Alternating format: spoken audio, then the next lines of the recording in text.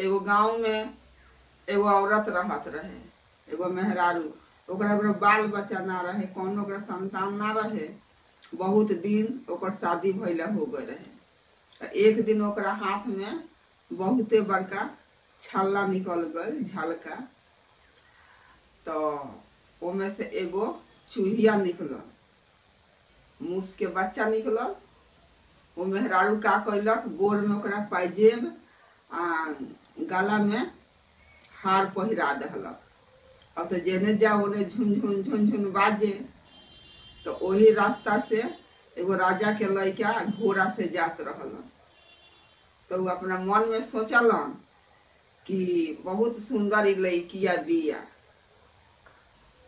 तबे झुनझुन बाजा, तबे आई गहना गुड़िया पहनले बिया तना।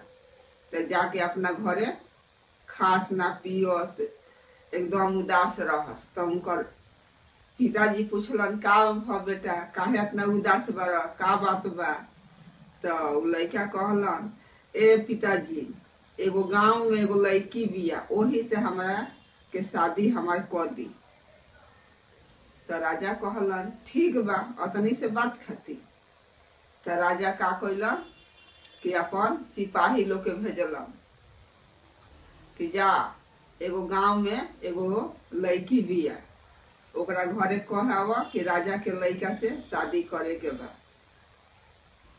तो वैलन से सिपाही तो कहलन सन कि तहरा लड़की से राजा के शादी करे के बा, राजा के ऑर्डर बा। तो उ तो कहलन, मौगी, हमरा कोनो संतान ना रहे, बहुत ढेर दिन हो गए रहे, कोनो बाल बच्चा ना रहे। तो एगो एक दिन हाथ में छाला पड़ गए।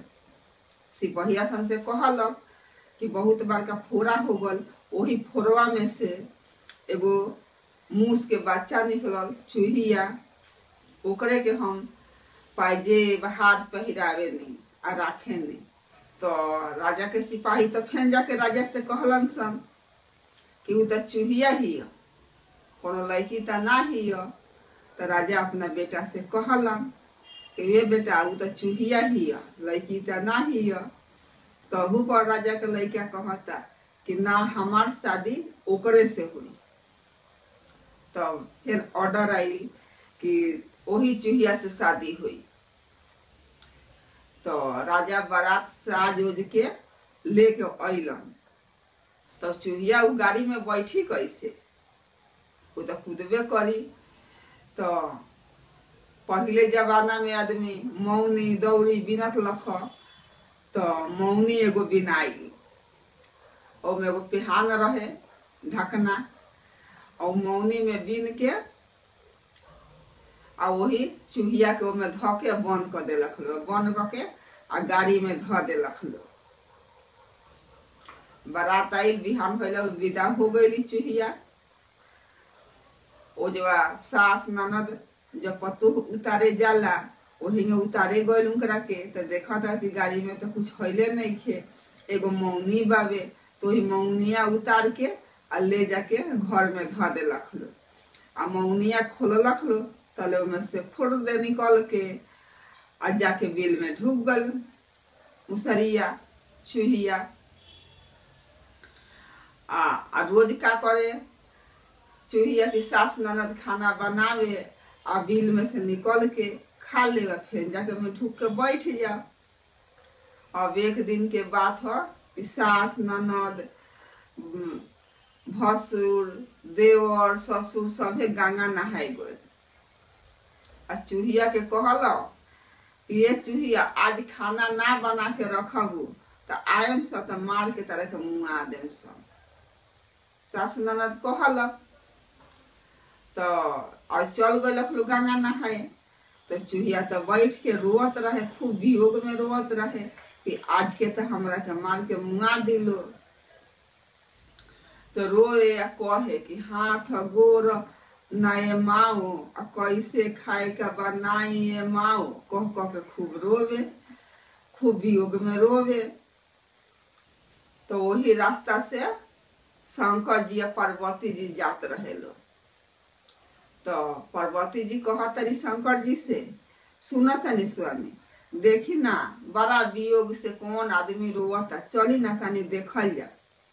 तो शंकर जी कहता नहीं कि धरती पता केहू के रोए के केहू के हंसे के इहे कामे लागल बा, चल जहाँ जाता नहीं से तहाँ चले के। तो पार्वती जी फिर माने जिद कर दहली कि ना स्वामी चली तनी देख लहल जा। तो अइलख लो तो देखा था तो मुसरी रोवत या चूहिया बैठ के। तो पूछलक लो कि तहरा काहे इतना वियोग से रोवत है। तो चूहिया कहतिया कि हाथ न गोर ए माऊ, कैसे खाए का बनाई ए माऊ, सास ननद आई हैं तो मार के मुआ दी है माऊ, कहे रोवे। तो पार्वती जी का कैली कि अपन कानी अंगुरी काट के एक बूंद ओकरा देहिया पर गिरा देली मुसरिया के चूहिया के। तो खूब सुंदर एगो लड़की बन गई, खूब सुंदर माने लड़की एगो बन गई। आ बन के खूब बढ़िया खाना बनौलक, खूब किस्म किस्म के खाना बना के आ रख देलक घर में। सास ननद देवर ससुर भसुर सभे आयल तो सबके उनके खाना खियौलक परोसलक। तब सास ननद पूछलक तू चूहिया से इतना सुंदर लड़की कैसे हो गईलू। तो फिर चूहिया कहतिया कि रौरा लो तो हमरा के कह के गई नहीं कि खाना बना के रखी है ना तो मार के मुँगा दें। तो हम तो बैठ के रोवत रहनी है कि हाथ ना गोर ए माऊ, कैसे खाना बनाई ए माऊ। तो शंकर जी पार्वती जी आईनी है तो एक बूंद खून हमरा देह पर वो अपन कानी अंगुरी काट के एक बूंद हमरा देह पर गिरा देनी है। तो हम खूब सुंदर लड़की बन गई है। तो ये शिव गुरु और पार्वती जी के माया है। शिव जी और पार्वती जी अपन माया देनी है कोईनी है। तो हम खूब सुंदर लड़की बन गई है। जय हो शिव गुरु। यही जे कथा समाप्त। कथा अच्छा लगे तो लाइक करम, हमारे चैनल के सब्सक्राइब करम।